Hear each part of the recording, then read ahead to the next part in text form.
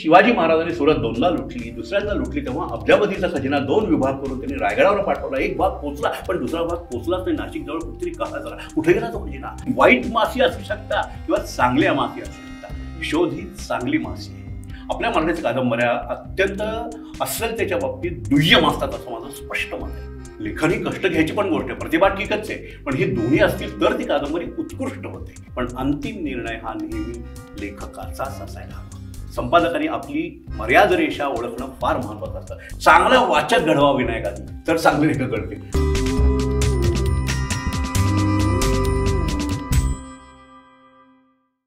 नमस्कार, मी विनायक पाचलक आणि think bank व स्टोरीटेल प्रस्तुत थिंक बुक्स या आमच्या विशेष कार्यक्रमात तुम्हा सगळ्यांचं मनापासून स्वागत.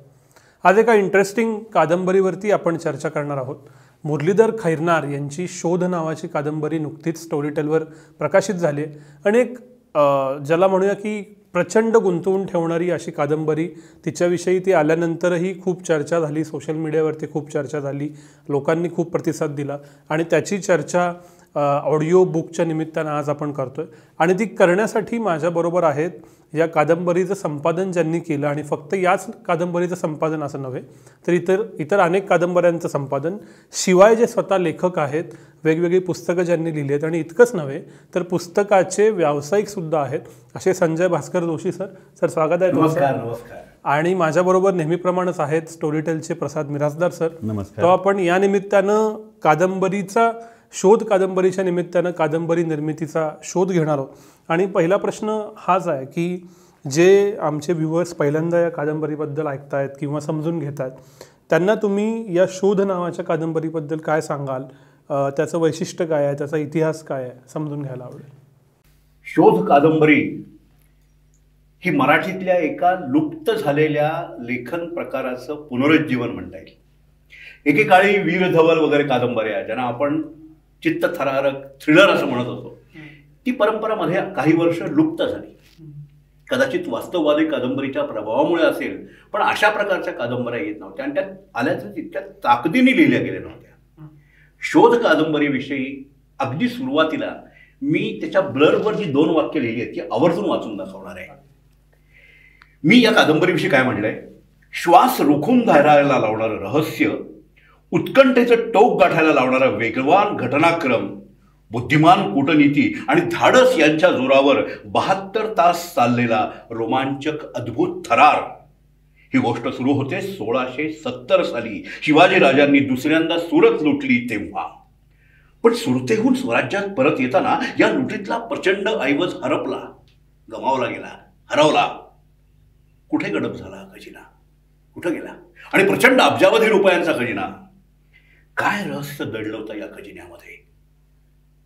शिवकालातील अस्सल संदर्भ, वर्तमानातील वास्तव प्रवृत्ती आणि या पार्श्वभूमीवर विणलेलं ऑथेंटिक, अनबिलिव्हेबल आणि अनपुटडाउनेबल अस्सल मराठी थ्रिलर शोध, असं मी वर्णन केलं या पुस्तकात. हे शेवटचं जे आहे ना शब्द, तो पुटडाउनेबल अतिशय फार महत्वाचे आहेत. म्हणजे ऑथेंटिक आहे.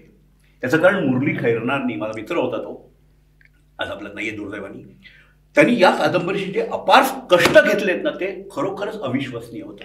20-22 वर्ष तो माणूस या रहस्याने झपाटलेला होता. बरं. आणि हे अनबिलिव्हेबल आहे की एका 300 वर्षापूर्वीचा खजिन्याचा शोध आत्ताची काही मंडळी घेत आहेत. ही कन्सेप्टच अनबिलिव्हेबल आहे. आणि लेखन असं आहे की दिस इज अनपुटडाउनेबल. अगदी खरं आहे. नाही, मी जेव्हा पहिल्यांदा ही कादंबरी वाचायला घेतली त्यावेळेला अक्षरशः ह्यात जसं वर्णन केलं त्याप्रमाणे की खाली ठेवता येत नाही ते. म्हणजे जोपर्यंत संपत नाही तोपर्यंत तुम्ही पूर्णपणे इन्व्हॉल्व होता. आणि मराठीमध्ये अशा फारच थोड्या कलाकृती आहेत की ज्याच्यात म्हणजे तुम्ही एखादा चित्रपट पाहताय अशा स्वरूपामध्ये तुम्ही गुंतत पण जाता, त्या पात्रांमध्ये पण गुंतत जाता, त्या रहस्यात पण गुंतत जाता, आणि शेवटपर्यंत खिळवून ठेवणारी अशी जबरदस्त कादंबरी आहे. आणि म्हणून आम्ही ती ऑडिओमध्ये आणण्यासाठी सुद्धा शोधचा शोध खूप दिवस घेत होतो आणि ती प्रत्यक्ष पर्याय, मला आनंद होतो की आता ती ऑडिओ बुकच्या स्वरूपामध्ये येत आहे. हो, फार इंटरेस्टिंग आहे विनायक. ऑडिओ व्हॅल्यू काय आहे कादंबरीची आहे हे सांगतो तुला मी. आज मी एक बऱ्यापैकी चांगला वाचक म्हणून ओळखला जातो. त्याची मुहूर्तमेढ कशी झाली, सुरुवात कशी झाली याची फार गमतीदार किस्सा मी अगदी आवर्जून सांगणार आहे तो. 6वी 7वीत असेल त्यावेळी मी.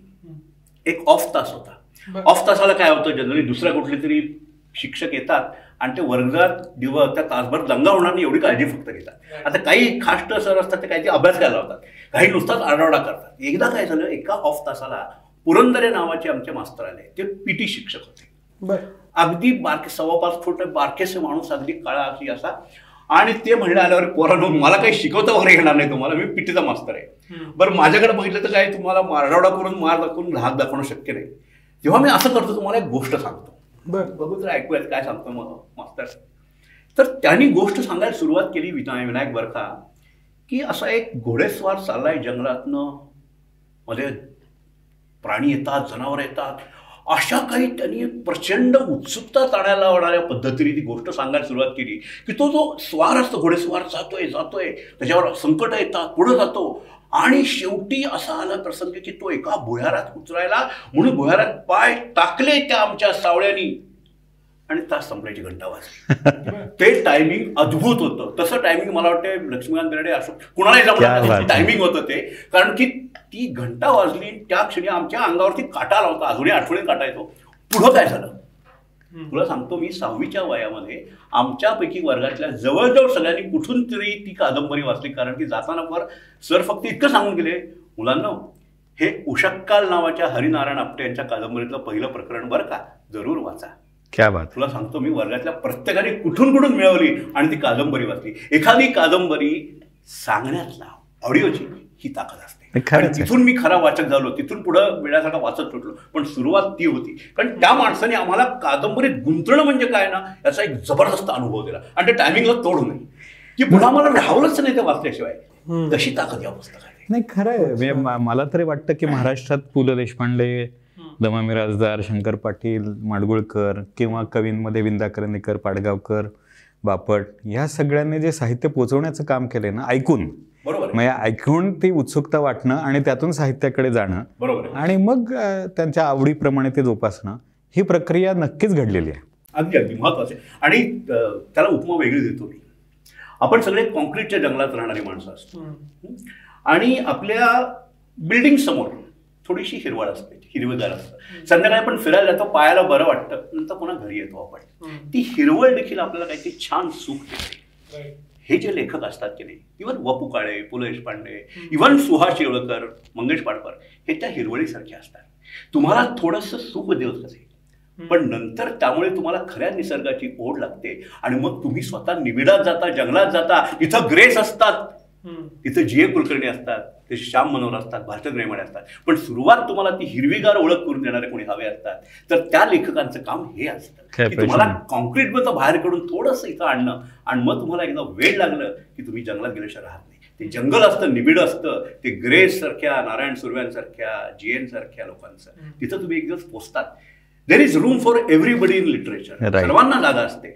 हळूहळू आपणच राजहंसासारखी आपली अभिरुची उन्नत करत न्यायची असते. हे प्रत्येक वाचकाचं कर्तव्य आहे मला वाटतं. या निमित्तानं एक इंटरेस्टिंग प्रश्न विचारतो, मला माहित नाही तो कितपत योग्य आहे, की कायम कादंबरी, रहस्यकथा या सगळ्याला एक मासी असल्याचा फील दिलेला आहे, आणि मग ह्याच्यानंतर तुम्ही काहीतरी क्लासी बघा. तर आता आपण कादंबरीविषयी बोलतोय, त्यातही एका रहस्य कथेविषयी बोलतोय, तर हा मासी क्लासी डिबेट योग्य आहे का, काय आहे, कशासाठी आहे? गंमत सांगतो मी. आमच्या कॉर्पोरेट लाईफमध्ये की नाही, there are 2 types of people, line function आणि staff function. You might be aware of that. आता गंमत अशी की प्रत्येक स्टाफ फंक्शनमध्ये थोडंसं लाईन ऍक्टिव्हिटी असते, प्रत्येक लाईन ऍक्टिव्हिटीमध्ये थोडीशी स्टाफ ऍक्टिव्हिटी असते. तसंच मासी कॅटेगरीमध्ये क्लासी लोक असतात, आणि क्लासी कॅटेगरीमध्ये मासी लोक असतात. ती लेखनाचं गुणवैशिष्ट्य आहे की मासी म्हणजे काय शेवटी रे, मासी म्हणजे असंख्य लोकांना बांधून ठेवण्याची कला म्हणजे मासी असणं. आता मासी असण्यात देखील यू कॅन बी क्लासी. तुम्ही वाईट मासी असू शकता किंवा चांगल्या मासी असू शकता. शोध ही चांगली मासी आहे. ह्या फरक समजून घेणं सर्वात महत्वाचं आहे. आणि तसंच क्लासीमध्ये देखील तुम्ही क्लासी असू शकता, पण मासी क्लासी असू शकता ना. उदाहरणार्थ नेमाड्यांची कोसला ही कादंबरी क्लासी यात कोणी संशय घेणार नाही, पण ती 50 वर्ष आज लोकप्रियते शिखरावर आहे. हे खरं ग्रेट पुस्तक, कारण ते क्लासी आहे यात काही संशयच नाही, पण ते मासी देखील आहे. J.D. सॅलिंजरची कॅचर इन द राय ही कादंबरी अत्यंत क्लासी समजली जाते जागतिक वाङ्मयामध्ये. त्या 6.5 कोटीपेक्षा जास्त प्रती खपल्याचे तुला माहितीये का? बरं. That is the beautiful book which is Right. Classy in literature, पण ते लोकांना अपील पण करतात.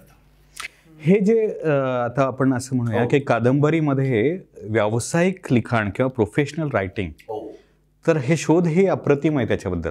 तर हे कशा पद्धतीने प्रोफेशनल रायटिंग छान म्हणून प्रश्न सुरू झालं? विचारलास अगदी तू. याचं कारण सुदैवाने मी त्या लेखन प्रक्रियेशी सुरुवातीपासून निगडीत होतो. बरोबर. आता मुरली हा माणूस की नाही, तो एक तर या कल्पनेने झपाटलेला होता.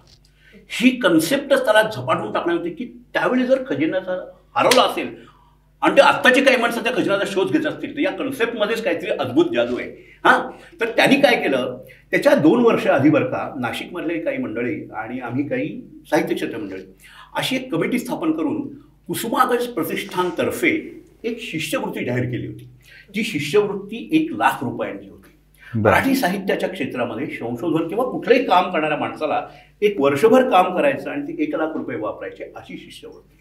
तर मुरलीच्या मनामध्ये ही संकल्पना अनेक वर्ष असल्यामुळे तो पहिल्यांदा जेव्हा ही दिली शिष्यवृत्ती, he was a first winner. पहिला त्याला ही शिष्यवृत्ती अरे वा. मिळाली पहिल्यांदा. आणि मग त्यांनी त्या पैशांचा वापर करून आणि अजून एक मराठी साहित्यात न घडलेली गोष्ट घडलेली आहे, फार अद्भुत गोष्ट आहे. ही कादंबरी लिहायला सुरुवात करण्यापूर्वी दोही न्यू त्याला काय लिहायचे पण कशी लिहावी याच्यावर त्यांनी अक्षरशः एक सार्वत्रिक जत्रा भरवली सोशल मीडियावरती. फेसबुकवरती त्यांनी एक पेज ओपन केलं आणि मी काय करू मित्रांनो म्हणून चर्चा घडवली. आम्ही 15-20 लोक ना सतत रेग्युलरली चर्चा करायचं त्याच्याशी की कशी लिहावी कादंबरी ही. त्यांनी काय केलं माहिती आहे का, Dan Brown, Harold Robbins, Frederick Forsyth अशा अनेक लेखकांच्या शैलीचा अभ्यास केला, औपचारिक अभ्यास की मी कशी कादंबरी लिहिणार ना, तर मी स्टडी करतो. आणि तो इतक्या लेवलपर्यंत केला, तुम्हाला सांगतो आश्चर्य वाटेल की या लेखकाचं एक चॅप्टर किती शब्दांचा असतो, किती चॅप्टर असतात, कशा प्रकारे चॅप्टर बदल, इतका बारकाईने अभ्यास केला आणि त्यांनी औपचारिकपणे डॅन ब्राऊन या लेखकाची निवड केली. अरे वाचकाने निवड करणं वेगळं, पण एखाद्या लेखकाने आता मला कादंबरी लिहायची ना तर मी ती शैली वापरणार म्हणून त्या शैलीचा बारकाईने अभ्यास करून की किती शब्दानंतर प्रकरण बदलावं, किती प्रकरण असावीत, इतका बारकाईने अभ्यास करून त्यांनी आमच्या सर्वांची चर्चा केली फेसबुकवरती. त्याच्यात सुरुवातीला त्यांनी नावं दिलीत. इतकं सुंदर अर्पण पत्रिका पण बघितली नव्हती की फेसबुकवर ज्या माणसांची चर्चा केली आणि त्यांनी ठरवलं मग असं की आता या शैली लिहायची आणि मग तो आमच्याशी डिस्कस करायचा, शेअर करायचा की असं लिहिलंय मी, असं लिहिलंय मी. अशा प्रकारे इतरांना समाविष्ट करून घेऊन लेखन प्रक्रियेत लिहिलेली बहुतेक पहिली कादंबरी. मुक्तता बाळगतात यांनी तो ओपन केलं होतं आणि लोकांकडे सूचना घ्यायचा. आम्ही तर काय ओपनली आणि त्यातरी प्रवीण बांदेकरांनी सुरुवातीला सूचना केल्यानंतर मी इन्व्हॉल्व आणि अनेक लोक अशी इन्व्हॉल्व होतो. तर त्या सर्वांच्या मदतीने त्यांनी या कादंबरीची रचना केली. That is professional writing. अगदी खरं. दोही न्यू व्हॉट टू राईट. अशा प्रकारचे फार कमी लेखक मराठीत आहेत. दुसरा लेखक नाव मला आठवतं म्हणजे आपला वसंत लिमये, वाड्या लिमये. त्यांनी पण अशाच पद्धतीने अभ्यास करून आता त्यांची पण संबंधक मीच आहे त्याच्या कादंबरी. पण मला हे जाणवलेला फरक असा आहे की मुरली खैरनारच्या डोक्यात कन्सेप्ट इतकी फिट बसली होती तरी देखील त्यांनी प्रत्यक्ष लिहिताना मात्र औपचारिक अभ्यास करून आणि डिसाईड करून शैलीबाजपणे कादंबरी लिहिली, अनेकांची मदत घेऊन. त्यामुळे ही कादंबरी इतकी रंजक बनलेली आहे. हे दोन्ही आता वसंत लिमयांच्या पण कादंबऱ्या आपल्या स्टोरी टेलवर आहेत किंवा ही कादंबरी आता आली. या सगळ्याचं वैशिष्ट्य वाटतं ते म्हणजे रिसर्च, जो एरवी आपल्याला कमी दिसतो. पण इथे इतके बारकाईचे तपशील आहेत की तुम्ही नाशिकला गेलात, तुम्ही मुंबईला गेलात, त्या ठिकाणाहून गेलात तर तुम्हाला तसंच्या तसं दिसेल अशा प्रकारचे तपशील आहेत. तर हे काय वैशिष्ट्य, महत्वाचा मुद्दा आहे याचा. कारण मी अनेक वर्ष मी याविषयी भूक मारतोय की मराठीमध्ये कादंबरी लिहिण्यासाठी काही कष्ट करावे लागतात अशी काही प्रवृत्ती नाहीये. लोकांना काय वाटतं की मी माझ्या टेबलापाशी बसलो की माझी प्रतिभा म्हणजे काय, टाक टाक टाक टाक टाक टाक लिहून काढली. अरे नाही बाबांनो, त्याच्यासाठी आपल्या मराठीमध्ये आणि हिंदी सिनेमात अस्सलता हा प्रकार मिसिंग आहे. यासाठी तुम्ही हिंदी सिनेमातले कोर्ट सीन्स बघा, तारीख पे तारीख, किंवा वैद्यकीय संदर्भ बघा. अशा 3 नळ्या येतात रक्ताच्या, एका बाईच्या अंगात जातात, तिला रक्त वाटेल ते दाखवू शकतो आपण. याचं कारण त्याच्यामागं रिसर्च हवा की अस्सलपणा हवा असा प्रकारच नाही. पण त्याला या दोघांनी छेद असा दिलाय की त्याच्यासाठी त्यांनी विशेष करून रिसर्च केला. आता इंग्लिशमध्ये हे प्रचलित आहे. म्हणजे जेफ्री आर्चर सारखी माणसं, अनेक माणसं नेमून तो रिसर्च करून घेऊन अभ्यास करून लिहितात. ते फारच पुढचे. आता तिथं पैसा पण वेगळ्या प्रमाणात, पण म्हणून अशा प्रकारच्या शिष्यवृत्त्या कमी येतात. रिसर्च बेस्ड नॉव्हेल मराठीत मिसिंग होतं, ती फार मोठी गॅप करून काढली आणि ते अत्यंत आवश्यक आहे. आपल्या मराठीच्या कादंबऱ्या अत्यंत अस्सलतेच्या बाबतीत दुय्यम असतात असं माझं स्पष्ट मत आहे. तर ते आणि माझं एक म्हणणं असतं नाटक करताना जसं तुम्ही बाल्कनीतल्या शेवटच्या रंगातल्या शेवटच्या माणसासाठी नाटक करते, त्याला ऐकू गेलं पाहिजे, तसं लिहिताना तुम्ही त्या एका माणसासाठी लिहिता जो या बाबतीत सर्वज्ञ आहे. त्यांनी जर एक शंका काढली तर तुम्ही हरलात. पूर्वी म्हणायचे ना, पूर्वी माईक नव्हते, माझा आवाज त्या माणसापर्यंत पोहोचला पाहिजे असं म्हणे दत्ताभट म्हणायचे. तसं माझं तपशील इतके असर हवे की त्या सर्वज्ञ माणसाला देखील खोट काढता आली नाही. तर त्यासाठी कष्ट घ्यावे लागतात. लेखन ही कष्ट घ्यायची पण गोष्ट आहे, प्रतिभा ठीकच आहे, पण हे दोन्ही असतील तर ती कादंबरी उत्कृष्ट होते. आणि तुम्ही गृहीत धरलं पाहिजे कुंटरे काढणार का, तर तो अभ्यास हवा.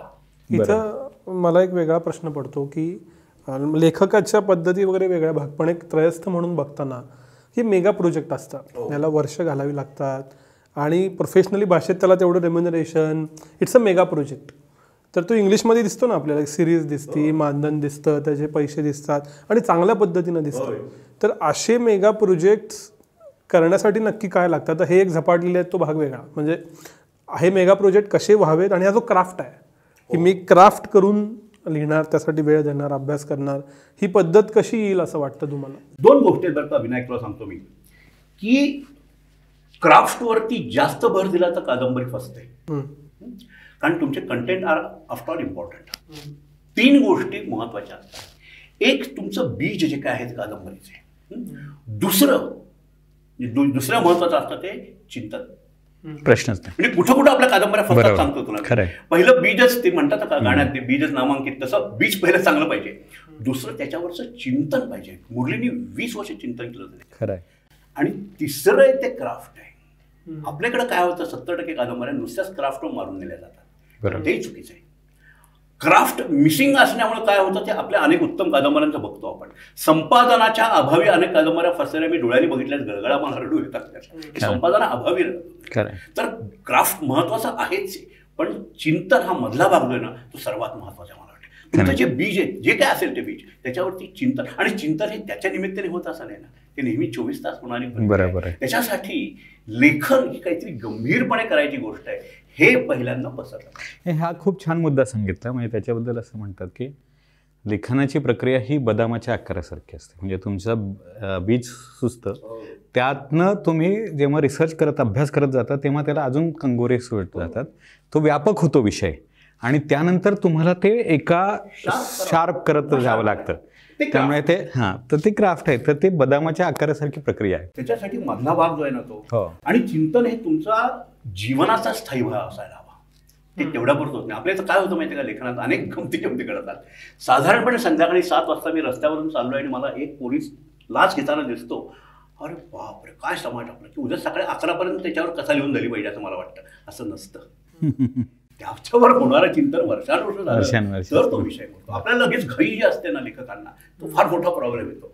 आणि अतिप्रसंगामुळे वाटलं होतं ना, सुमार पुस्तकांचे बेसुमार निर्मित होते. पण या घाईचा तर एक पुढचा अजून मुद्दा आहे की हे अस्सल दर्जाचं लॉंग टर्म, यासाठी इन्व्हेस्ट पण वेळ करायचा, सगळंच करायचं ना. तुमची 1-2 वर्ष काही करायचं नाही, त्यातनं तेवढे इकॉनॉमिक रिटर्न्स नाहीत. मग त्याच्यापेक्षा फेसबुक आहे, ट्विटर आहे, लिंक्डइन आहे, आता तर काय व्हिडिओ माध्यमं आहेत की जी पटकन म्हणजे ग्रास घेतात, पटकन तुम्हाला फेम मिळतं, पटकन सगळं होतं, जातं पण हां पटकन जातं. तर अशा वेळेला इकडं का बघावं लोकांनी? आता सांगतो तुला मी, there is room for everybody, हेच याचं उत्तर आहे.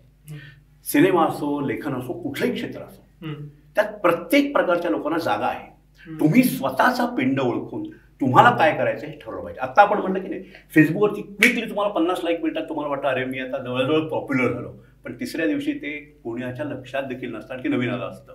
तुम्हाला असं हवंय, शोध लिहून आज किती वर्ष झाली, पण आज माझ्या पुस्तकपेठ, राजहंस पुस्तकेट आज झाली आजपासून, त्या दुकानामध्ये आजही हे टॉप सेलिंगमध्ये आहे. क्या बात. हे काही चिष्टा नाही. फेसबुकची कुठली पोस्ट तुला 5 वर्षापूर्वी आठवत असेल? शक्यच नाही. पण हे टिकलंय आज. हे तुम्हाला हवंय आयुष्यामध्ये का ते हवंय हे तुम्ही ठरवायचे. लेखक म्हणून माझा पिंड काय आहे हे मी ओळखायचे. मला काकोडकर किंवा शिरवाळकरांसारखी तात्काळ प्रसिद्धी हवी आहे, पण मला नंतर कोणी आठवणार नाही असं हवंय का मला 100 वर्षानंतर आठवली जाणारी रणांगण कादंबरी लिहायची आहे, त्यात मला बरंच घालवावं लागेल. हा निर्णय प्रत्येकाने लेखक म्हणून घ्यायचा असतो. आणि मला वाटतंय तुम्हाला जे बीज स्फूर्त केले तेच हा निर्णय घेऊनच जन्माला येतं. असं बीज फेसबुकवर टाकायचं नाहीये. काही बीजा असतात की ज्याच्या मागे तुमचे अनेक वर्षांचे श्रम असतात चिंतनाचे, त्यामुळे अशा स्वरूपातच ते यायला हवं. हा निर्णय लेखकांनी घ्यायचा. या सगळ्या चर्चेतनं मला मुरलीधर खैरनारांबद्दल उत्सुकता वाटायला लागली. हो, कारण त्यांना आपण आता पाहू शकत नाही किंवा त्यांना भेटू शकलो नाही. वल्ली पण काय व्यक्तिमत्व वल्ली होतं. वल्ली होती, व्यक्ती म्हणाची वल्ली होती. त्या माणसाने काय तो मध्ये अनेक महिने चप्पल न घालता गेली, तरी आयुष्यात अनेक उद्योग केले. एक उत्तम पत्रकार बरं मुळातला, त्यांनी 18 डॉक्युमेंटरी बनवल्यात. बरं. हा, म्हणजे तो रंगभूमीवरती, प्रायोगिक रंगभूमीवरती नाशिकमध्ये भरपूर काम केलंय त्यांनी. अनेक क्षेत्रात रिसर्चमध्ये काम केलं त्यांनी. अनेक क्षेत्रात हिंडत रमणारा अवलिया माणूस होता. तर असा एका जागी नोकरीत बकरीत गुंतवणं शक्य नव्हत्या माणसाला, पण त्याचा वेळ होत होते या एका गोष्टी त्याला झपाटलं होतं. त्याच्याशिवाय अशी मोठी कलाकृती होत नाही. म्हणजे आणि हे जे कॉम्बिनेशन झालंय ना क्लासिक आणि मासिक, मगाशी फार चांगलं वापरलं होतो, ते दुर्मिळ आहे. काही क्लासिक खूप असतात. म्हणजे याला मी नेहमी उदाहरण देतो सिनेमातलं. मृणाल सेन सत्यजित्रेचे सिनेमे खूप सुंदर असतात, पण ते पोचतात असं नाही. आणि प्रकाश मेहरा आणि मनमोहन देसाई सिनेमे खूप लोकांना पोचतात, पण ते जास्त न बोलणं योग्य. पण त्या दोन्हीचं कॉम्बिनेशन असणारा गुलजार किंवा ऋषिकेश मुखर्जी जो असतो की नाही, तशा वाटेवरचं हे पुस्तक आहे. याचं वैशिष्ट्य हे ही मधली वाट जितकी समृद्ध होते ना, तितकं ते सांस्कृतिक समृद्धीचं लक्षण असतं. कारण हे ज्या कादंबऱ्या असतात किंवा हे जे सिनेमे असतात ना, ते रसिकांची अभिरुची उन्नत करता करता एक दिवस त्यांना ते सत्यजित रे किंवा ग्रेस किंवा नेमाडे किंवा श्याम मनोहरपर्यंत पोचवायचं काम करतात. तर या दृष्टीने मुरली जो म्हणतो ना, ती वल्ली जी होती ना, त्यांनी हे काम केलं म्हणून झालं असं. मला एक विचारायचं मग आता या निमित्ताने की अशा प्रकारच्या कादंबरी लेखनामध्ये आणि संपादन करत असताना तुमच्यामध्ये चर्चा काय व्हायच्या? कधी वाद झाले का? कधी बदल घडले का? काय झाली प्रक्रिया? मजा मला ते आठवून देखील मजा वाटते अतिशय. फक्त त्याला एक कृष्ण किनार आहे दुःखी गोष्टीची. गंमत काय झाली होती माहिती आहे का, की मुरलीला ही शिष्यवृत्ती मिळाली, त्यानंतर त्यांनी कादंबरी लिहिली आणि राजहंसकडे सुपूर्द केली. तर राजहंस प्रकाशनाने माझे संबंध खूप जुने असल्यामुळे मला म्हणते की तुम्ही याचं संपादन करायचं. तर मी म्हटले माझी संपादनाची पद्धत अशी आहे की मी ही कादंबरी दोनदा वाचणार. आधी पहिल्यांदा फक्त मला कुतूहल म्हणून वाचणार, दुसऱ्यांदा मी खुणा करत वाचणार आणि मी माझ्या नोट्स काढणार आणि माझे प्रश्न निर्माण करणार. ते प्रश्न मी मुरलीला पाठवणार मी, आणि त्यानंतर त्या प्रश्नांचा त्यांनी अभ्यास करावा. मग आमची प्रत्यक्ष भेट 4, 5, 6, 8 तासाची व्हायला हवी. त्याच्यावर मी प्रत्येक प्रश्नावर भिडणार, झुंजणार. फक्त एक तत्व मी सांभाळणार की मी भिडणार, झुंजणार, माझा प्रयत्न कर सांगायचा, पण अंतिम निर्णय हा नेहमी लेखकाचाच असायला हवा. संपादकांनी आपली मर्यादा रेषा ओळखणं फार महत्त्वाचं असतं. काही संपादक आपला इगो पॉईंट करतात. बरोबर. मी मोठा एवढा मोठा समीक्षक आहे, मी जायला काय भल्या नाही, असं नाही झालं. शेवटी हे त्याचं अपत्य असतं. तुम्ही एक मित्र म्हणून बघायचं असतं की ही कादंबरी अधिक चांगली कशी होत जाईल म्हणून त्याला सांगायचं. तर अशा प्रकारे या कादंबरीवरती मी 28 प्रश्न काढले होते. बरं. 28 मुद्दे, म्हणजे एक एक पॅराग्राफ एवढा, असे 28 मुद्दे काढले. ते त्याला पाठवले मी, ते अभ्यास कर म्हटलं. मी नाशिकला डॉक्टर बोरसे खास गाडी करून गेलो. मराठी साहित्यात अशाही घटना घडतात की कार घेऊन लोक गेले, संपादक चर्चा करायचा. त्याच्या घरी बसलो आम्ही. 6 ते 8 तास आमची मिटिंग चालली. एकेका मुद्द्यावर आम्ही प्रचंड चर्चा केली. सुदैवाने असं झालं की आमचं बरंचसं एकमत झालं आणि 28 पैकी जवळजवळ 24 का 25 मुद्दे त्यांनी पूर्णपणे मान्य करून ते बदल करायचं मान्य केलं. कशा प्रकारचे असते संपादकाचे मुद्दे उदाहरणार्थ सांगतो मी. त्यांनी लिहिताना इतकी इन्व्हॉल्वमेंट असते कादंबरीतनं की तो थोडा दुरून बघू शकत नाही. ते काम मी केलं फक्त. हे माझं देखील अपत्य असं समजून, पण मी थोडा दुरून बघू शकलो. उदाहरणार्थ काय दोष असतात कादंबरीमध्ये? काही वेळा त्या नायकाशी लेखक इतका तादात्म्य पाहतो ना की तो थोडासा इतर पात्रांवर अन्याय करायला लागतो. ते होतं काम नाही. ते बघायचं काम माझं असतं. काही वेळा भाषेच्या वापराबाबत लेखकाची भाषा पात्राच्या भाषेवर स्वार व्हायला लागते. आता उदाहरण या कादंबरीमध्ये मी त्याला म्हणाले, तुझी भाषा सुंदर आहे, शैली सुंदर आहे तुझी, पण पोलीस कसा तसा बोलेल? त्याला ते पटलं. अरे हा यार. मग त्याला पोलिसाची भाषा बदलायला लावली मी की पोलिसाची भाषा तो आता वेगळा विचार करतो. किंवा म्हटलं त्याला की तुझा स्वभाव असा आहे बुवा एक, पण तरी त्या कादंबरीतले केतकी आणि हे ते जवळ येतात, प्रेम प्रसंग. तर अशा वेळेस काहीतरी करतील ना ते, काहीतरी त्याला करायला लावलं. म्हणजे निदान चुंबन तरी घेतील ते. हे माहिती का तुला? म्हणजे एखाद्या अनावश्यक प्रसंगी नग्नदृश्य दाखवणं जितकं अश्लील असतं तितकंच किंवा त्याहून जास्त असतील तिथं आवश्यक त्याचं चुंबन न दाखवणं देखील असतं, असं माझं स्वतःचं मत आहे. अश्लीलता ही अनौचित्यात असते, काय दाखवलं यात नसते, तर अनौचित्यात असते. तेव्हा त्याला मी ते पण बदलायला लावलं. त्याला ते पटलं. अरे हां बरोबर आहे की माझा स्वभाव असा आहे, पण म्हणलं तुझा स्वभाव मुरडत करतो, त्या प्रसंगी ते आवश्यक आहे. ते त्या कादंबरीमध्ये वाचक इन्व्हॉल्व्ह होणार आहे, त्याला त्या क्षणी त्या नायिकेविषयी प्रेम वाटणार आहे, कारण तो त्या नायकाच्या भूमिकेत. That is the beauty of writing your style, की तू त्या वाचकाला त्या नायकाच्या जागी बसवतो, कधी नायिके जागी बसवतो. तर त्यावेळी अशा प्रकारे अनेक निरीक्षण होती. मग काही निरीक्षण होती की तिथं काही तपशील जास्ती होत आहेत. काय तुम्ही अभ्यास खूप करताना तर तुम्हाला मोह आवडत नाही, ती सगळी माहिती कोंबात. आपल्या वसंत लिहायच्या वक्त अनेक वेळा माझी भांडणं व्हायची अक्षरशः की अरे हो बाबा तुला प्रचंड नॉलेज आहे, पण ते सगळं वाचकाच्या गळी उतरवलं पाहिजे असं नाही. तर अशा प्रकारच्या चर्चा आमच्या झाल्या आणि जवळजवळ 90% मुद्द्यावर एकमत झालं आमचं. जेव्हा मी त्याचं मला पटलं, म्हणलं अरे हा तुझं बरोबर आहे, तुझं ठेवूया आपण. तर अशी सर्जनशील भागीदारी व्हायला हवी लेखक आणि संपादकात. आणि माझ्या मते सगळ्या सर्जनशील चांगल्या कादंबऱ्यांच्या बाबतीत ही प्रक्रिया घडायला हवी, ती घडत नाही आता. आणि संपादकाचं मोल एवढंच असतं. तुला मग मी उदाहरण देतो तुला. संपादकाचं काम कसं असतं, ती जाहिरात होती बघ, कुठला ती काचेची जाहिरात होती, काचमध्ये असते ती बाई अशी एकदम पाणी फेकते, तिचं डोकं भरले असतात, डोकं अंगावर पडतं, पण मग कळते मध्ये काच आहे. काच तीच ग्रेट जोपर्यंत तिचं अस्तित्व कळत नाही तोपर्यंत. जेव्हा काहीतरी वाईट डाग पडतो तेव्हाच काच दिसली पाहिजे. संपादकाचं काम तसं असतं, त्याचं कळलं नाही पाहिजे पण त्याचं काम असलं पाहिजे. अशा प्रकारे संपादक आणि लेखकाची जेव्हा सकारात्मक युती होते तेव्हा सुंदर कादंबरी जन्माला येते असं माझं मत. ती मी प्रचंड एन्जॉय केलेली प्रोसेस आहे. फक्त एकच त्याला काळी किनार अशी होती की मला आणि डॉक्टर बोरशाला माहिती होतं त्याला कॅन्सर झालाय आणि त्याचे डेज आर नंबर्ड, ते दिवस फार पुढे उरले होते. त्यामुळे एक प्रकारे मी वेळेची शर्यत चालली होती हे पूर्ण करायचं. तेव्हा मी एक छोटी आठवण सांगतो की मुरलीला ना याचे सिक्वल लिहायचे होते. कारण 3 रहस्य या कादंबरी त्याची सांगत नाही रहस्य मी, 3 रहस्य आहेत. तर मी त्याला सूचना अशी केली की ते ठीक आहे तू लिही सिक्वल, पण शेवटी ते रहस्य उलगडून टाकतो. त्याला एक कळलं असेल बहुतेक मी का म्हणतोय ते, कारण की पुढे लिहून होतील असं नाही सिक्वल. मग मी त्याला शेवटी एक चॅप्टर लिहायला लावला, त्यात थोडीशी हिंट दिली बाकीच्या रहस्याची. ते समंतक म्हणायचं एक रहस्य आहे, दुसरं त्या कागदाचं एक रहस्य. ही जी रहस्य आहेत ना ती त्यांनी उलगडून दाखवली. आणि एक चांगली गोष्ट आता अशी आहे की मुरलीने पहिली आवृत्ती संपली 3 महिन्यात हे बघितलं, कादंबरी अत्यंत यशस्वी झाली, त्याचं स्वप्न पूर्ण झालं हे बघितलं आणि मग तो गेला. त्या अर्थाने अत्यंत यशस्वी कादंबरी. नाही आज खरंच ही चर्चा करताना मला असं राहून राहून वाटतं की ते हवे होते या सगळी चर्चा करण्याकरता सुद्धा, कारण इतकं अफाट काम आहे की इतिहासाचा अभ्यास आहे, छत्रपतींचा संपूर्ण इतिहासाचा अभ्यास आहे, त्याचप्रमाणे आत्ताच्या आधुनिक सगळ्या संगणकाची इत्यभूत माहिती आहे, हेलिकॉप्टरची माहिती आहे, कसं होतं ट्रेकिंग बद्दलची माहिती आहे. आमचा मित्र मंदार भारदे याचं ऍक्च्युअली हेलिकॉप्टर घेऊन तो गेला नाशिकच्या डोंगरांमध्ये, बघितलं कसं जातं त्यांनी चॉपर हायर चल गेला. आता मंदार भारदे ज्याची विमान कंपनी आहे मुंबईमध्ये, तो मित्र होता गोष्ट वेगळी, पण त्यांनी इतकंच कष्ट घेतलं, म्हणजे अफाट आहे हे कष्ट.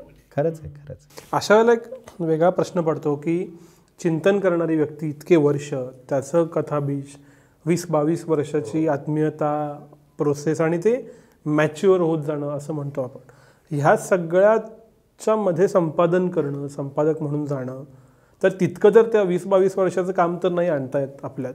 तर अशा वेळेला तुम्ही नक्की संपादक म्हणून ही जी प्रोसेस सांगितली त्याच्या पलीकडे काय विचार करता? त्याच्यापलीकडे विचार असा करतो की उत्तम साहित्य कृतीमध्ये ज्या गोष्टी हव्या आहेत त्या यात आहेत की नाही बघणार मी. त्याचं बीज, त्याचं चिंतन याचा कुठेही चॅलेंज न करता, पण साहित्यकृती काय असावी हे मला कळतं. एक चांगला वाचक म्हणून, एक चांगला समीक्षक म्हणून ते मला नक्की कळतं. आणि हा आत्मविश्वास माझ्यामध्ये असल्यामुळे उत्तम साहित्यकृती, कथात्मक साहित्यकृती काय असायला हवं. तो उदाहरण मी 4-5 गोष्टी सांगतो तुला आता. मी सहज जाता काय झालं ते.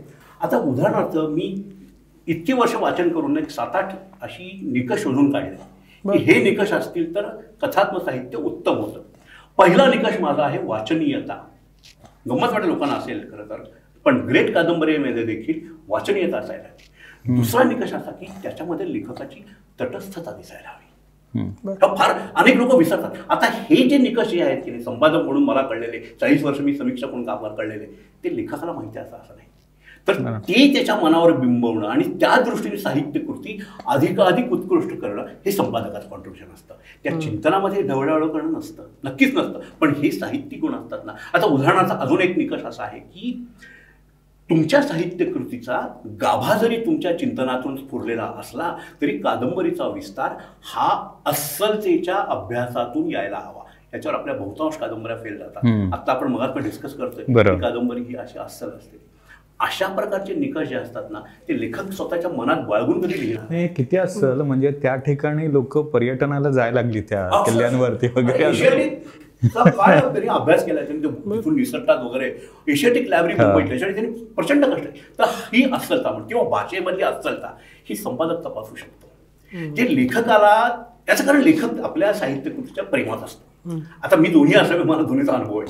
लेखक म्हणून मी नचिकेताचं उपाख्यान लिहितो तेव्हा माझं प्रेम असतं नचिकेतावरती. आणि काय असतं ना, नकळत मी स्वतःला अभिव्यक्त करतो, खरंच स्वतःला बघत असतो. त्यामुळे मी कसं काळजी घेतो की नचिकेतावर कुठं काही वार होणार नाही. ते भान आणून देणं लेखक आणि तटस्थ असणं अतिशय महत्वाचं आहे.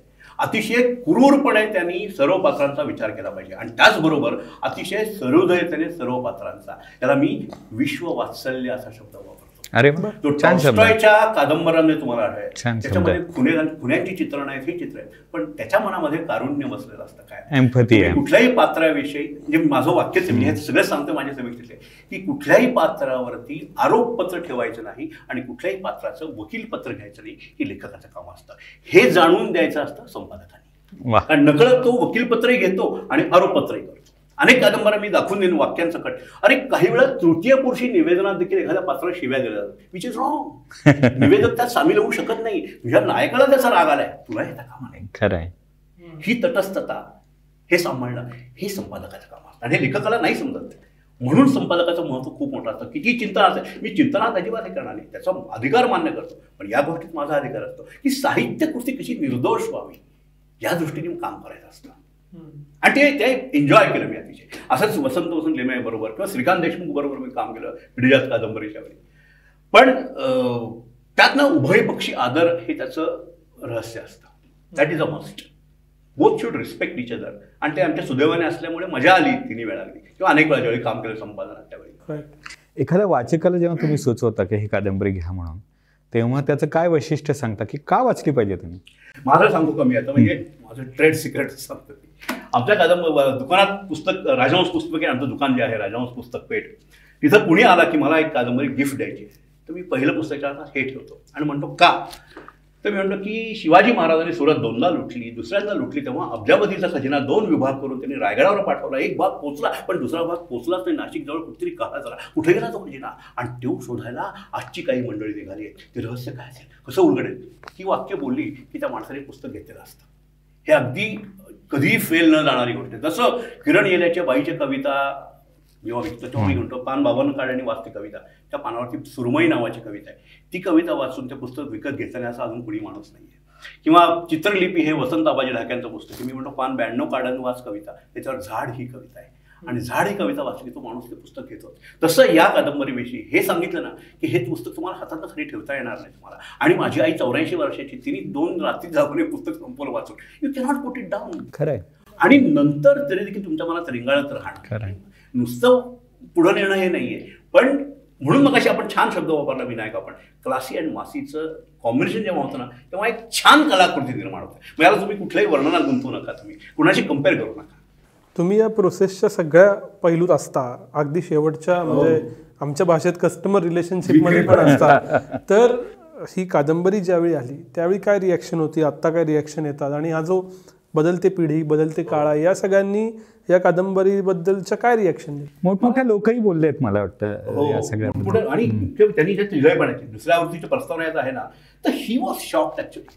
ज्या प्रकारचा प्रतिसाद मिळाला की अशा मोठ्या कादंबरीला, 500 रुपये किमतीच्या कादंबरीला 3 महिन्यात आवृत्ती संपावी, एवढी मोठी वरची डबल काढली होती त्यांनी संख्येने, तर ती संपावी हीच एक चांगली. आणि फेसबुकवर ज्या पद्धतीने याचा रिसीव्ह केलं गेलं ना, या कादंबरीच्या कमर्शियली यशामध्ये त्याचा वाटा फार मोठा आहे.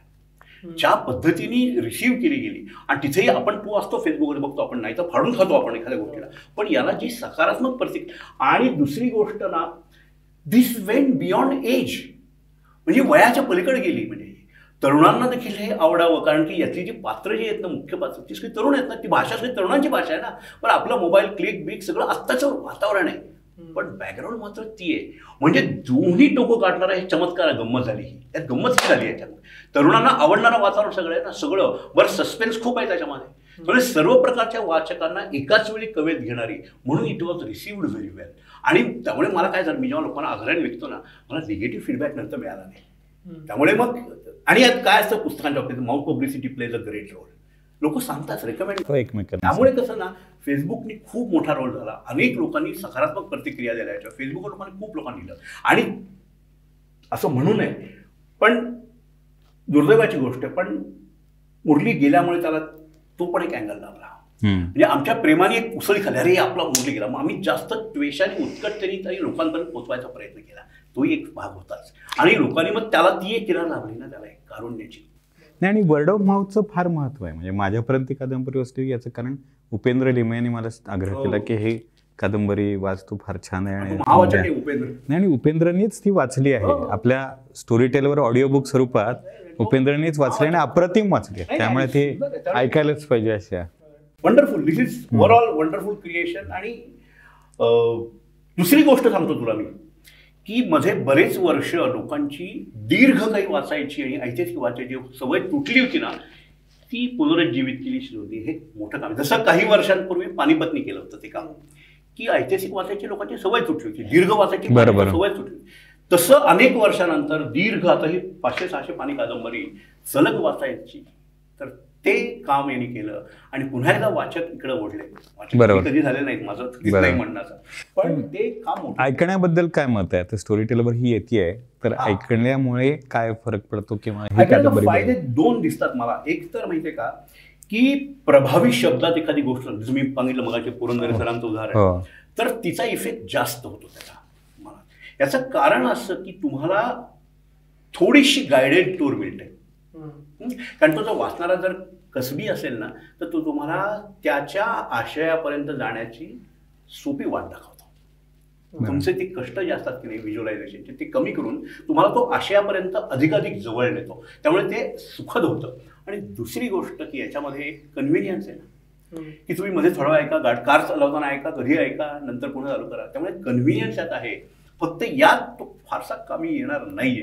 मला वाटतं सलग ऐकतील लोक, सलग ऐकतील. त्याला तो उपयोगी. गाण्यांची गोष्ट वेगळी, याला चिकटून बसणार आणि काही घरी बोंबाबोंब होणार, अरे तू काय कुठंच नाही असं होणार. तर तेच मुरलीचं यश म्हणायचं आपण त्याला. घरी श्रद्धा. बरोबर. मुलाखतीच्या शेवटी येताना या दोन्ही मर्यादा माझ्याकडे आहेत, की दीर्घ वाचायची सवय गेली आणि त्यात फिक्शन वाचायची सवय गेली, नॉन फिक्शन वाचलं जातं जास्त. या दोन्ही मर्यादाचा ॲक्सेप्ट करून मी असा प्रश्न विचारतो की अशा चांगल्या कादंबऱ्या अजून याव्यात, ज्या ॲक्सेप्ट व्हाव्यात. पुन्हा एकदा फिक्शन वाचायची, दीर्घ बैठकीचं वाचायची सवय अजून वाढावी, किंवा याचा एक काय ऑरा बनावा. यासाठी काय घडायला हवं लेखकांकडून आणि वाचकांकडून, दोघांकडून? त्याच्यासाठी जे काय घडायला हवं त्याची पहिली गोष्ट आता तू करतोयस. अशा यशस्वी कादंबऱ्यांना अधिकाधिक प्रसिद्धी देणं हे आपलं पहिलं काम आहे. आपल्या शब्द वापरत नाही, त्या समाजामध्ये ना नकारात्मक गोष्टींचे निंडीम पिटवले जातात, चांगल्या गोष्टींविषयी बोललं जात नाही. तर तू जे आज काम करतोय ते सर्वात महत्वाचं आहे, की ही कादंबरी चांगली आहे आणि लोकप्रिय झाली आहे, लोक वाचतायत, हे आधी 4 लोकांना सांगा ना. अरे ते ऐकून उरलेले 10 वाचायला येतील. खरं. तेव्हा पहिली गोष्ट, ग्रंथ वाचन विक्री या क्षेत्रात जे काही चांगलं घडतंय त्याला दणकून प्रसिद्धी द्या, पहिली गोष्ट. आणि दुसरी गोष्ट, या कादंबरीच्या यशाने अनेक लेखकांनी प्रेरणा घेतली पाहिजे आणि सवंग आणि सुमार प्रसिद्धीचा हव्यास न बाळगता अशा प्रकारचं दीर्घ लेखन अभ्यास पूर्ण केलं तर त्यालाही यश मिळू शकतं, हे कॉन्फिडेंटली स्वतःला बजावलं पाहिजे. आणि तिसरी गोष्ट, वाचकांना काय करायचं हे विक्रेता म्हणून मी करणारच आणि करतो. आणि कसं आहे की प्रतिभा नाही देता येत, पण क्राफ्ट शिकवता येते. आणि हे जे प्रक्रिया घडली त्याच्यामध्ये खरं प्रत्येक लेखकानेच याच्याबद्दलचं म्हणजे जे चिंतन आहे त्याच्याबद्दलचं आपल्याला सुचलेल्या कल्पनेची घाई न करता अभ्यास करून आणि ते क्राफ्ट शिकून तशा कार्यशाळा आणि हे घेण्याचा आम्ही पण स्टोरीटेल मार्फत प्रयत्न करतोय. अनेक स्टोरीटेल ओरिजिनल्स पण त्याच्यातनं निर्माण होत आहेत आत्ता. आणि ही प्रक्रिया घडली पाहिजे आणि ती प्रेरणा खरं तर अशा प्रकारच्या पुस्तकात मिळते. अनेक कार्यशाळा घेतो, म्हणजे माझी कथा लेखनाची कार्यशाळा फेमस, पण त्या कथा लेखनाच्या कार्यशाळेत मी त्यांना पहिल्यांदा सांगतो, मी तुम्हाला कथा लिहायला शिकवणार नाही, कथा कशी वाचावी हे शिकवणार फक्त. त्याचे माझे 10 पॉईंट देतो मी. आता तुम्हाला कळलं चांगली कथा कशी असते, त्यामुळे तुम्ही वाईट कथा लिहू शकणार नाही, एवढं पुरेसं. खरंय. आणि तुम्ही मग काही कथा लिहिणारच नाही, तिथे फारच छान. चांगली कथा काय असते हे कळणं अतिशय महत्वाचं. चांगला वाचक घडवा विनायक आधी, तर चांगले लेखक घडते. चांगले वाचक घडवणं हे सर्वात महत्वाचं काम आहे. मला वाटतं तुमचा हा कार्यक्रम आहे, डुईंग एक्झॅक्टली दॅट. आणि तसं हे चांगली कादंबरी काय आहे हे जर समजून घ्यायचं असेल तर ही कादंबरी वाचली किंवा ऐकली पाहिजे नक्कीच. येस. संजय जोशी सर, तुमचे खूप खूप आभार. तुम्ही कायमच तुमची कन्व्हिन्सिंग पॉवर सगळ्यांना माहिती आहे, पण ज्या कन्व्हिन्सिंग पद्धतीनं ही प्रोसेस उलगडवलीत तुम्ही, त्यामुळं आमच्या सगळ्या वाचणाऱ्या, न वाचणाऱ्या, नव्या जुन्या अशा सगळ्या श्रोत्यांना, प्रेक्षकांना या कादंबरीबद्दल नक्की कुतूहल निर्माण झालं आहे. आणि या निमित्तानं ही कादंबरी असं नव्हे, ओव्हरऑल कादंबरी, वाचन या सगळ्यामध्ये एक डॉक्युमेंटेशन म्हणून आजची ही चर्चा नक्की राहील. यासाठी तुम्ही वेळ दिलात त्याबद्दल थिंकबँककडून आणि स्टोरीटेलकडून तुमचे खूप खूप आभार. आज इथंच थांबूया, आपण परत भेटू. धन्यवाद. थँक्यू.